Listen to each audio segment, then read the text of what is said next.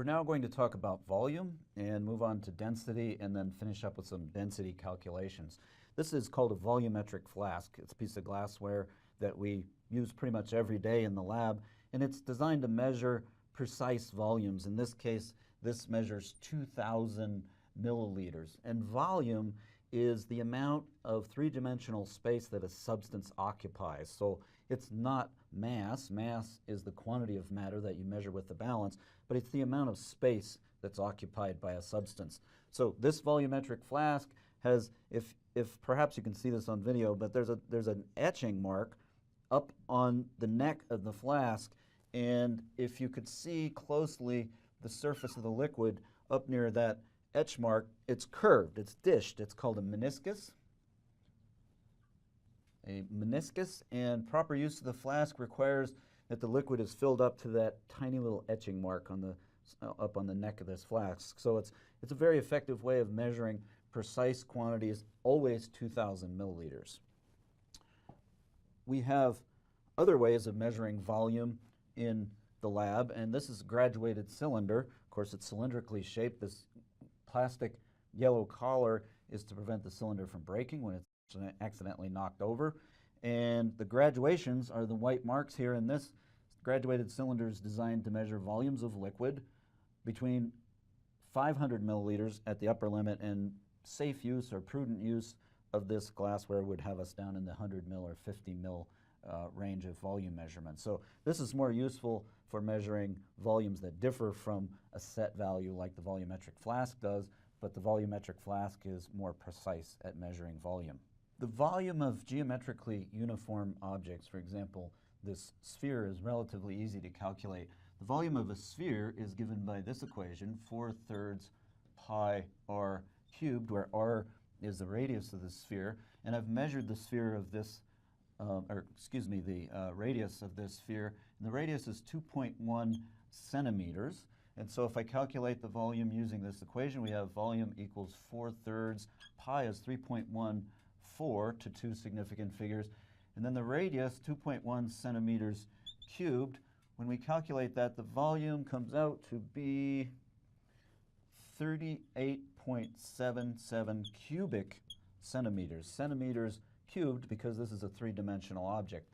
If we think back about what significant figures mean in this case and how we have to consider those, I measured the radius to two significant figures, and so we've got to truncate or round this number to two significant figures, and so that would be this place and this place. Because the 7 is larger than 5, we have 39 cubic centimeters equals the volume. So let's box that result. And because cubic centimeters is the same as milliliters, those units are equivalent, we have the volume equals 39 milliliters is the volume we've calculated for this sphere. Turns out there's a way of measuring the volume of objects like this called volume displacement, and we'll do that experiment now, and we'll measure that using a graduated cylinder and compare the result that we got here when we calculated it using the dimensions of the sphere. Volume displacement is a method for measuring the volume of an object like this, and it's a pretty straightforward procedure to carry out. So here I have my graduated cylinder, and if I look very closely and record what volume of water I have in here, I have some water in the cylinder, and the bottom of the meniscus puts me at 120 milliliters. So we're going to call V1 equals 120 milliliters. And now what I'm going to do is take the rubber bouncy ball and I'm going to put it in the graduated cylinder, and we're going to measure the total volume of material in the cylinder. So now I have the balls in the cylinder, and you perhaps can see that now we have a much larger volume. Actually, we have a second volume measurement that's exactly the sum of the original volume of water that I had in this cylinder plus the volume of the ball. So if I look again carefully at the bottom of the meniscus, the volume now is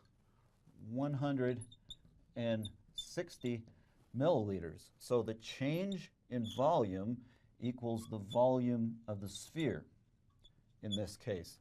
So if we take V2 minus V1, that's the original volume and the final volume, we get 160 milliliters minus 120 milliliters, which equals 40 milliliters is the volume of the sphere based on this measurement. You'll recall a minute ago we calculated the volume of the sphere based on an equation that describes the volumes of a sphere, and in that calculation we obtained 39 milliliters. So these two methods are in good agreement. Let's move on to the concept of density. So density is not the same as mass or weight, but sometimes we confuse the two. If we pick up a small piece of lead, dense substance, often we have the sensation that it's heavy, and we'll say, oh, that's a heavy object, even though it's small.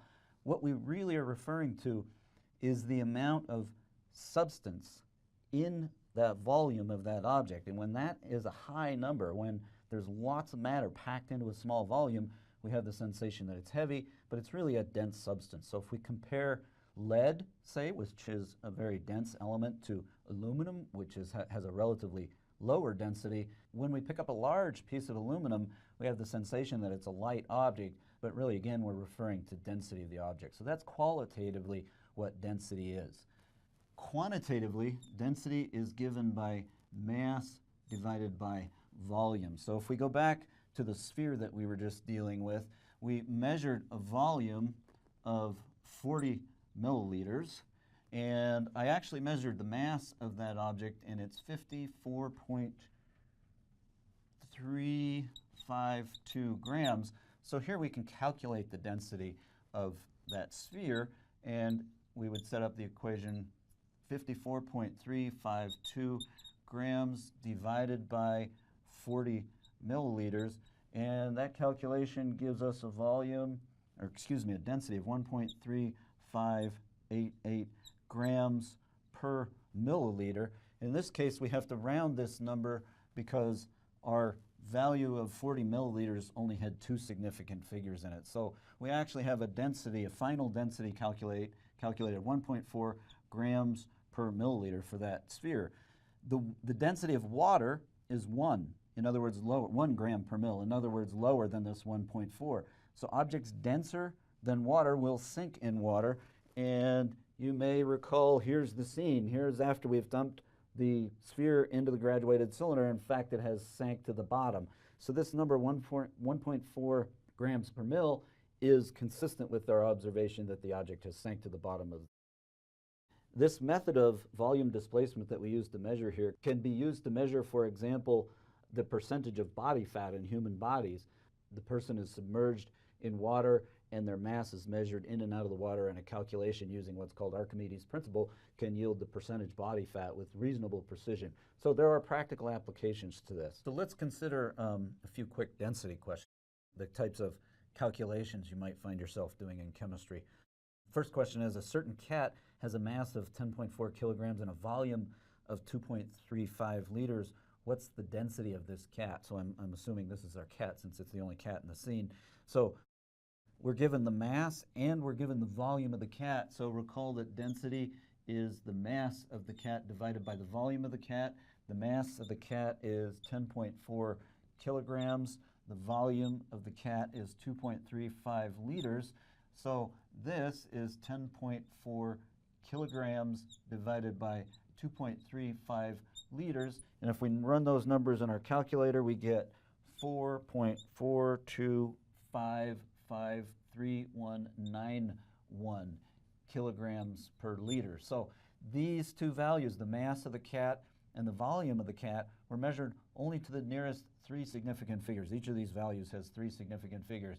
This is the output of the calculator, so we have to round this number to match the limitations provided by our measurements.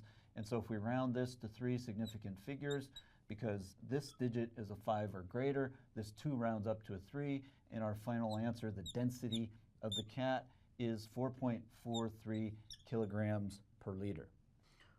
Okay, density question B reads, what is the mass of a 49.6 milliliter sample of a liquid which has a density of 0.85 grams per mil? So this question is a little bit different.